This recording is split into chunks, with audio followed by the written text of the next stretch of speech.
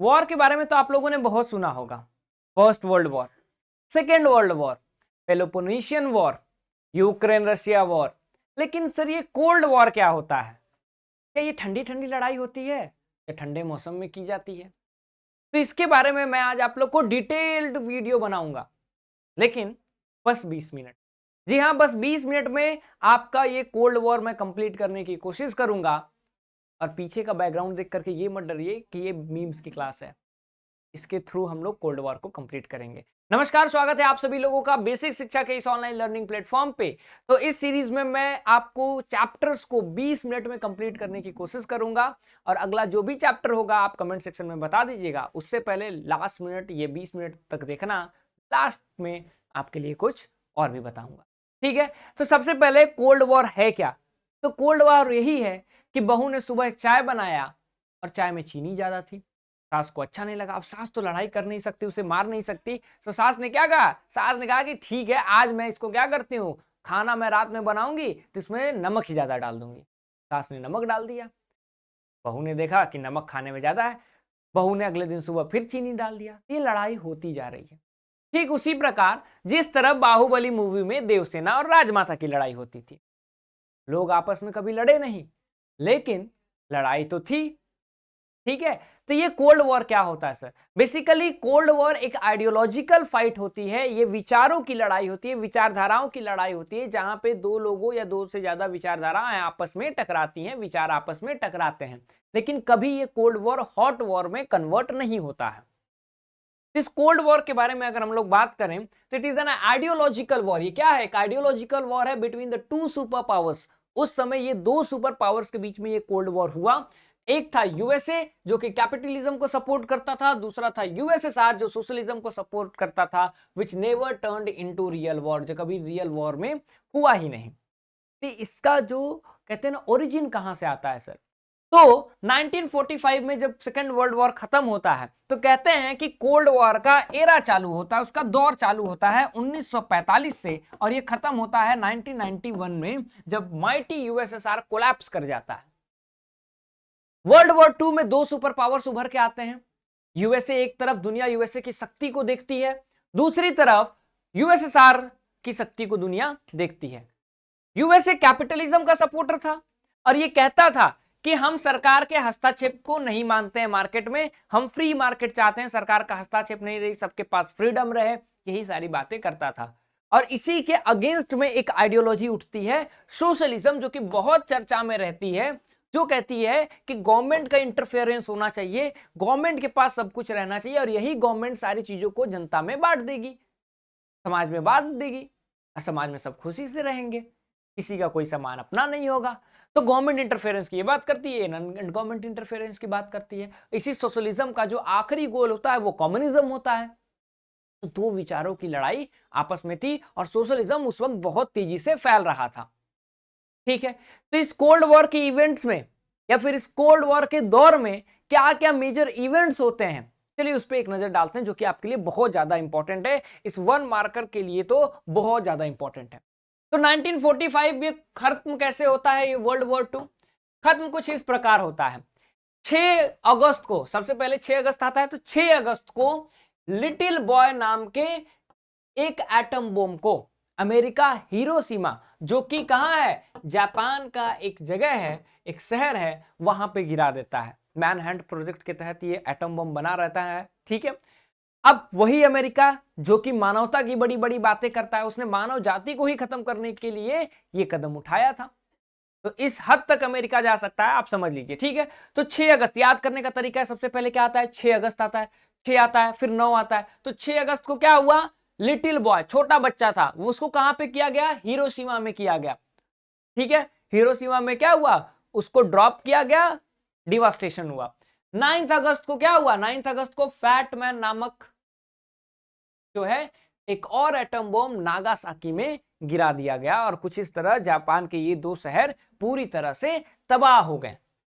याद करने का तरीका, सबसे पहले 6 अगस्त आता है, सब पहले बॉय आता है तो लिटिल बॉय, उसके बाद पहले एच आता है तो हिरोशिमा, उसके बाद 9 अगस्त आता है, बॉय मैन हो गया, फैट मैन, उसके बाद एच के बाद एन आता है, नागासाकी। ठीक है, 45 में ये हो जाता है तो सबको दुनिया को पता है कि एक तरफ यूएसएसआर ताकतवर, दूसरी तरफ यूएसए ताकतवर। लेकिन तब भी जो सोशलिज्म है बहुत तेजी से फैल रहा होता है और इस सोशलिज्म को रोकने के लिए अप्रैल 1947 को ट्रूमैन डॉक्ट्रिन आता है। ट्रूमैन डॉक्ट्रिन क्या है? हैरी एस ट्रूमैन, नाम याद रखिएगा, हैरी एस ट्रूमैन, जो कि प्रेसिडेंट रहते हैं कहां के? अमेरिका के, यूएसए के। वो कहते हैं कि भैया इस सोशलिज्म को रोकना होगा, तो उसके कंटेनमेंट के लिए वो जिस तरह से ये विचारधारा फैल रही थी उसको रोकने के लिए वो ट्रूमैन का सिद्धांत देते हैं, उस ट्रूमैन की डॉक्ट्रिन देते हैं। उस ट्रूमैन के डॉक्ट्रिन के अंदर वो एक प्लान लेकर के आते हैं जो 1947 से, कुछ लोग कहते हैं 1952 तक चली और बुक कहता है 1953 तक चली। ठीक है, तो वो 1947 में ट्रूमैन डॉक्ट्रिन के अंदर एक प्लान लेकर के आते हैं जिसका नाम रहता है मार्शल प्लान। मार्शल प्लान कहता है कि हम जो है क्या करेंगे, हम जो है कॉम्बैट करेंगे पॉवर्टी और माल न्यूट्रिशन को, क्योंकि वर्ल्ड वॉर 2 के बाद बहुत सारे एरियाज में, चाहे एशिया हो, अफ्रीका हो या फिर यूरोप के बहुत सारे एरिया में इकोनॉमिक कंडीशन गिर गई थी। तो वहां पे मार्शल प्लान क्यों आया? यूरोप को हेल्प करने के लिए। ठीक है, उसके बाद 45 मैंने आपको बता दिया क्या हुआ। ठीक है, 47 में मैंने आपको बता दिया क्या हुआ। ये टाइमलाइन बहुत इंपॉर्टेंट है, लास्ट तक देखिएगा, इसी तरह पूरा चैप्टर कंप्लीट कराऊंगा। उसके बाद 1948 में बड़ी घटना घटती है। क्या घटती है उससे पहले थोड़ा बैकग्राउंड समझो। बैकग्राउंड कुछ इस तरह समझो, मान लो ये जर्मनी है। अब ये लोग, जर्मनी जब हार जाता है वर्ल्ड वॉर 2 में, तो जर्मनी को ये लोग बांटते कैसे हैं, कितनी दिमाग से बांटते हैं? कहते हैं कि जर्मनी का 4 हिस्सा होगा। ये वाला हिस्सा यूएसएसआर के पास रहेगा, एक हिस्सा यूके के पास, एक हिस्सा यूएसए के पास और एक हिस्सा फ्रांस के पास रहेगा। इस तरह जर्मनी को ये बांटते हैं। ये यही नहीं रुकते हैं, ये कहते हैं जर्मनी की जो राजधानी है इसको भी हम बांटेंगे, और इस राजधानी को भी ठीक इसी तरह बांटते हैं। ये वाला हिस्सा यूएसएसआर का और ये जो हिस्सा है इसको 4 भाग में बांट देते हैं। और यूएसएसआर जो है क्या देखता है? ट्रूमैन सिद्धांत और मार्शल सिद्धांत को 1947 में देखता है। और 1948 में ये जो बर्लिन है, बर्लिन क्या है? क्वेश्चन आता है कि what is the capital of Germany. तो बर्लिन जो है, जो कैपिटल है जर्मनी की, वहां पे ये जो यहां से रास्ता है जाने का, उस रास्ते को क्या करता है? ब्लॉक कर देता है। कहता नहीं जा सकते, बर्लिन ब्लॉक कर देता है। कहता है कि आपको यूएसए को अगर यहां पे जाना है तो ऐसे नहीं जा सकते, रोड जो है आपको बर्लिन तक नहीं पहुंचाएगी। इन लोगों को यहां से इधर जाना है, नई रोड पहुंचाएगी। क्या करोगे? एरोप्लेन से जाओ, सामान देकर के आओ, यहां से एरोप्लेन से जाओ, सामान देकर के आओ। इसको कहते हैं बर्लिन ब्लॉकेड। ये बर्लिन वॉल नहीं है, बर्लिन ब्लॉकेड। ठीक है, बर्लिन ब्लॉकेड क्या था? बर्लिन से आप इस वाले पोर्शन में जो हमारी वेस्टर्न जर्मनी थी वहां पे आप नहीं जा सकते। ठीक, 1948 में क्या होता है? कम्युनिस्ट टेक ओवर चेकोस्लोवाकिया, कि चेकोस्लोवाकिया में जहां पे लोकतंत्र रहता है वहां पे तख्ता पलट होती है। ठीक है, कू होता है और कू में चेकोस्लोवाकिया में कम्युनिस्ट रूल आ जाता है। तो सोचिए किस तरह से समाजवादी लोग, या फिर यूं कह सकते हैं सोशलिज्म, कम्युनिज्म फैल रहा था, चेकोस्लोवाकिया में आ जाता है। ठीक है, 1949 में बहुत सारी घटनाएं होती हैं। ठीक है, अब क्योंकि बर्लिन ब्लॉकेड हो जाता है, यूएसए परेशान रहता है। यूएसए कहता है यार बर्लिन ब्लॉकेड हो गया और यूएसएसआर बहुत तेजी से आगे बढ़ रहा है, क्या करें? तो जितने वेस्टर्न कंट्री हैं, वेस्टर्न यूरोप के कंट्रीज हैं, वेस्टर्न यूरोप के कंट्रीज और अमेरिका, मेनली कैपिटलिज्म को फॉलो करने वाले देश मिलकर के क्या करते हैं? एक मिलिटेंट ग्रुप बनाते हैं, एक मिलिट्री इन्फ्लुएंस्ड ग्रुप बनाते हैं जिसका नाम देते हैं ये NATO, North Atlantic Treaty Organisation. अब नाटो बनता है कब? 1949 में। ये कहते हैं कि हमारे यहां पे अगर कोई हम पे हमला करेगा, नाटो के भी किसी एक सदस्य पे हमला करेगा, तो पूरे नाटो के मेंबर मिलकर के उसको मारेंगे। क्यों? क्योंकि चेकोस्लोवाकिया में इसी इंटरफेरेंस के कारण तो तख्ता पलट हुई थी। मतलब नाटो किसके अगेंस्ट के लिए था? नाटो यूएसएसआर में के नाक में दम करने के लिए था। ठीक है, और एंड ऑफ बर्लिन ब्लॉकेड, जो यहाँ पे बर्लिन ब्लॉकेड 1948 में चालू हुई थी, वो खत्म हो जाती। ठीक है, 1949 में एक और बड़ा काम होता, याद है? अमेरिका के पास एटम बम रहता है, उसी के अगेंस्ट में क्या करता है? उसी के अगेंस्ट में रशिया RDS-1 नामक अपना पहला सक्सेसफुल एटम का टेस्ट कर लेता है। ठीक है, 1949 में पीपल्स रिपब्लिक ऑफ चाइना का एस्टेब्लिशमेंट होता है चाइनीज रिवॉल्यूशन के बाद जो कि माओ जेडोंग के अंदर होता है। तो हर एक लाइन आपके लिए 1 मार्कर के लिए बहुत इंपॉर्टेंट है। ठीक है, नेक्स्ट क्या होता है ये समझिए।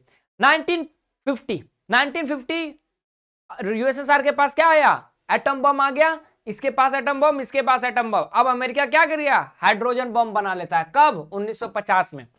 और 1950 से 1953 तक, 53 तक वो क्या करता है, वो कंटिन्यू वॉर में रहता है कोरिया में। कोरिया कहां है सर, ये समझिए, समझो, ये समझो कोरिया है। ठीक है, कोरिया के 2 हिस्से रहते हैं, north Korea and south Korea. North Korea को समर्थन कौन देता है, यूएसएसआर। मतलब यहाँ पे कौन सी विचारधारा चल रही है, सोशलिज्म वाली, समाजवाद वाली, या फिर साम्यवाद, कम्युनिज्म आप कह सकते हैं। यहाँ पे यूएसए, तो कौन सी विचारधारा, कैपिटलिज्म है। ठीक है, अब इनकी लड़ाई, नॉर्थ कोरिया चाह रहा है कि पूरी तरह साउथ को कैप्चर कर लें, साउथ चाह रहा है कि पूरी तरह नॉर्थ को कैप्चर कर लें, सपोर्ट करने वाले ये लोग। ऐसी लड़ाई को हम लोग क्या कहते हैं कि प्रॉक्सी वॉर। लड़ाई किसके किसके बीच है, नॉर्थ और साउथ कोरिया में। लड़ कौन रहा है, यूएसए यूएसएसआर। ठीक है, और ये जो लाइन इन दोनों को देशों को डिवाइड करती है, यहां आपके लिए इंपॉर्टेंट है 38 डिग्री पैरेलल लाइन कहते हैं। ठीक है, 38 डिग्री पैरेलल लाइन इसको कहते हैं।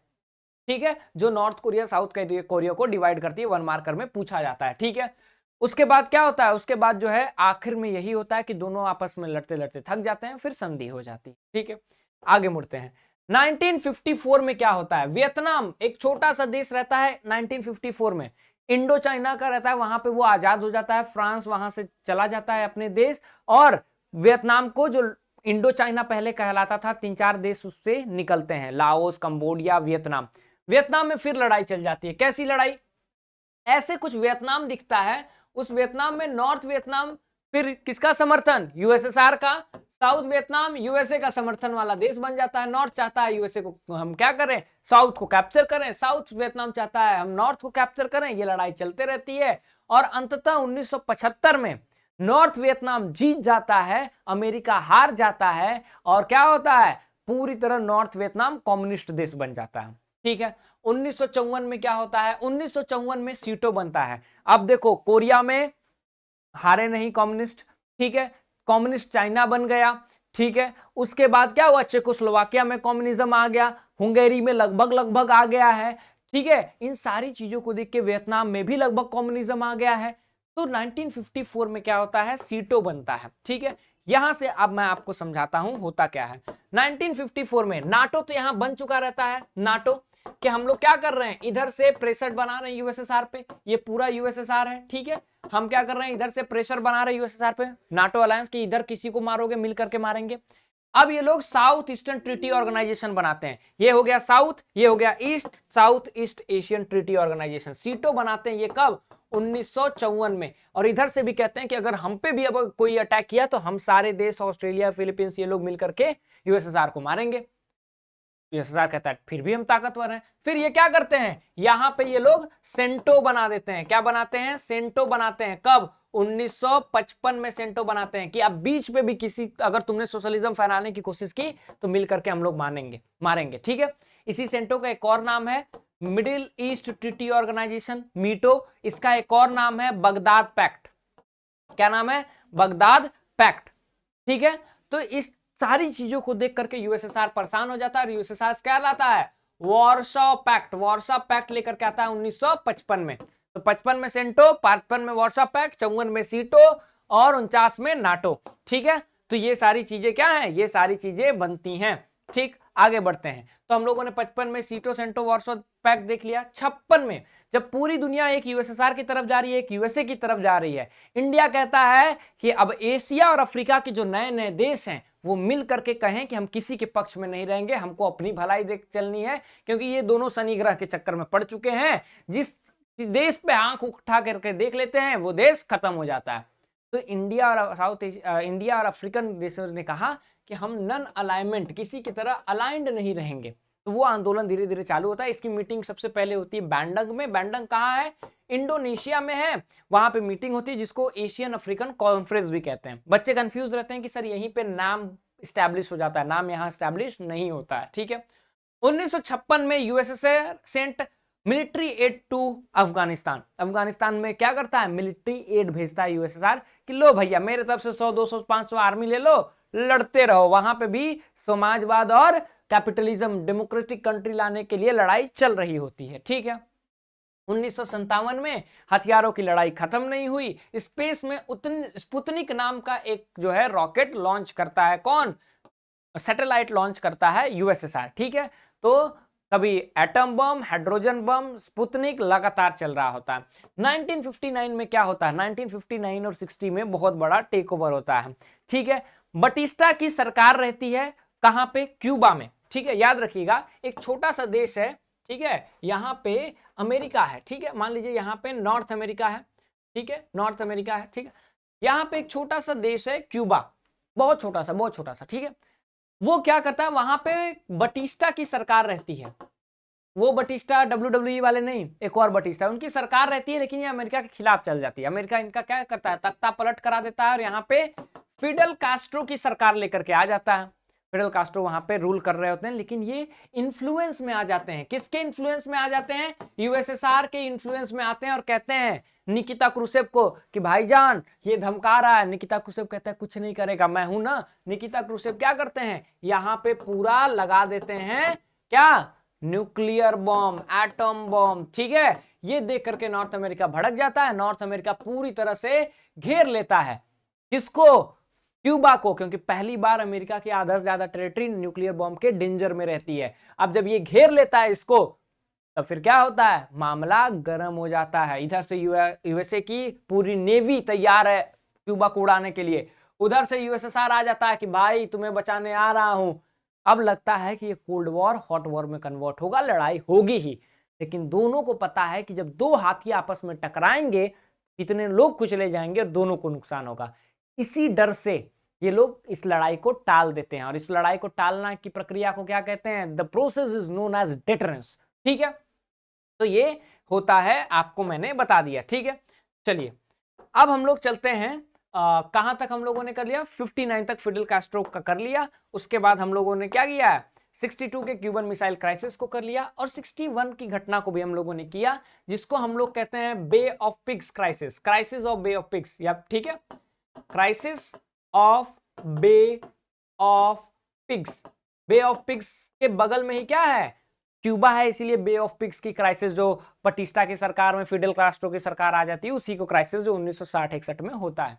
61 में एक और काम होता है, बर्लिन की जो वॉल रहती है वो दीवार बना दी जाती है, कंस्ट्रक्शन होता है। ठीक है, मैंने आपको बताया था कि जर्मनी को भाग कर दिया जाता है, ये यूएसए वाला रहता है पार्ट, ये यूएसएसआर वाला रहता है, यहाँ पे बर्लिन रहती है। तो बर्लिन के बीचों बीच ये लोग क्या करते हैं, दीवार बना देते हैं, ताकि ईस्ट बर्लिन से वेस्ट बर्लिन कोई नहीं जा पाए। ब्लॉकेड में क्या होता है, 1948 वाले में यहाँ पे ब्लॉक कर दिया जाता है कि इधर से कोई इधर नहीं आ पाए, इधर ना आ पाए, अभी इधर से इधर ही ना जा पाए, उसको बर्लिन की दीवार कहते हैं। कब हुआ, 1961 में ये चालू होता है। ठीक है, 54 से 75 तक यूएस वियतनाम में रहता है, मैंने आपको बताया, हार जाता है बुरी तरह। 75 में वियतनाम एक देश बन जाता है, कम्युनिस्ट देश, जो कि आज भी है। 61 में एक और घटना घटती है, 1961 में कौन सी घटना घटती है, नन अलाइनमेंट मूवमेंट की स्थापना होती है, एस्टैब्लिश होता है। इसकी पहली मीटिंग कहां होती है, बेलाग्रेड में होती है। कमेंट सेक्शन में बताइएगा बेलाग्रेड कौन से शहर में आता है। ठीक है, उसके बाद 1972 में, क्योंकि अब चाइना का रिश्ता लगभग खराब हो चुका रहता है, किससे, यूएसएसआर से, तो अब चाइना को रुझाने के लिए, मनाने के लिए रिचर्ड निक्सन साहब जो प्रेसिडेंट रहते हैं यूएसए के, वो जाते हैं चाइना, और इसको हम लोग क्या कहते हैं, इसको हम लोग कहते हैं पिंग पोंग। चाइनीज लोग टेबल टेनिस को क्या कहते थे, पिंग पोंग कहते थे, जिसको पिंग पोंग डिप्लोमेसी भी कहते हैं। ठीक है, 1985 में अब नए प्रेसिडेंट बनते हैं यूएसएसआर के, मिखाइल गोर्बाचेव, और इस वक्त में यूएसएसआर में क्राइसिस चल रही होती है, इकोनॉमिक क्राइसिस, लोग लड़ रहे होते हैं, लोग आजादी चाह रहे होते हैं, और यहाँ पे मिखाइल गोर्बाचेव क्या करते हैं, इसी में आग में घी का काम कर देते हैं। दो बदलाव लाते हैं जो कि इंपॉर्टेंट है।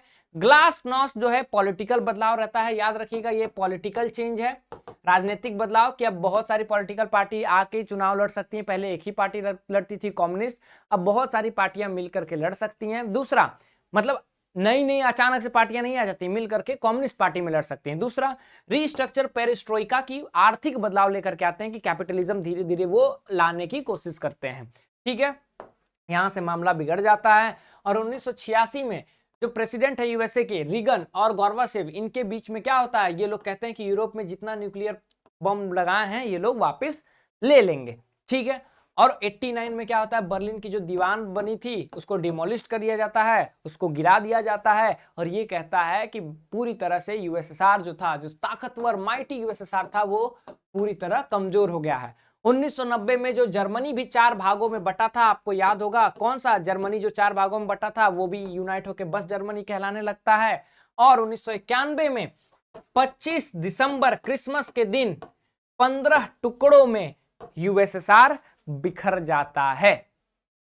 ठीक है, तो mighty USSR collapsed in what, collapsed in the 1991। ये रहा 20 मिनट में। अब मैंने छोड़ा क्या है, मैंने बस एक पॉइंट आपका छोड़ा है। क्या मैंने छोड़ा है, मैंने जो डेंटे का पीरियड है, ठीक है, आपको डेंटे नहीं पता होगा, जो रिकंस्ट्रक्शन का पोस्ट क्यूबन मिसाइल क्राइसिस का पीरियड है, जहां पे ट्रीटीज होती हैं, आपके बुक में है। ठीक है, ट्रीटीज वाला पोर्शन है। ठीक है, ट्रीटीज वाला जो पोर्शन है आप उसको करके मुझे ला करके देखिएगा, ट्रीटीज वाले पोर्शन को। इसमें ट्रीटीज वाले में मैं आपको बता दे रहा हूं, मुझे बता दीजिएगा एनपीटी, कमेंट सेक्शन में बताइए एनपीटी कब आया, ठीक है, और सीटीबीटी कब आया, ये मुझे आप लोग कमेंट सेक्शन में बता दीजिएगा। और अगला वीडियो में 20 मिनट में कौन सा लेकर के आऊं, ये भी आप कमेंट सेक्शन में बता दीजिए, ताकि मैं जो है क्या कर सकूं, मैं आप लोगों की इसमें और भी मदद कर सकूं। ठीक है, अगला चैप्टर कौन सा होगा कमेंट सेक्शन में बताइए, और इस तरह आपको कैसा लगा ये वीडियो ये भी कमेंट सेक्शन में बताइए। और सबसे बड़ी बात, चैनल को लाइक और सब्सक्राइब जरूर करें, ताकि मैं भी मोटिवेट होकर आपके लिए वीडियोस बनाता रहूं। तो आज के लिए बस इतना ही, हम लोगों ने 20 मिनट में लगभग कंप्लीट कर दिया इस कोल्ड वॉर एरा को। यही है कोल्ड वॉर। ठीक है, मिलते हैं अगले वीडियो में, तब तक के लिए धन्यवाद, नमस्ते, जय हिंद, अपना ध्यान रखिए, माता पिता का ध्यान रखिए, मिलते हैं अगले वीडियो में। थैंक यू सो मच, जय हिंद।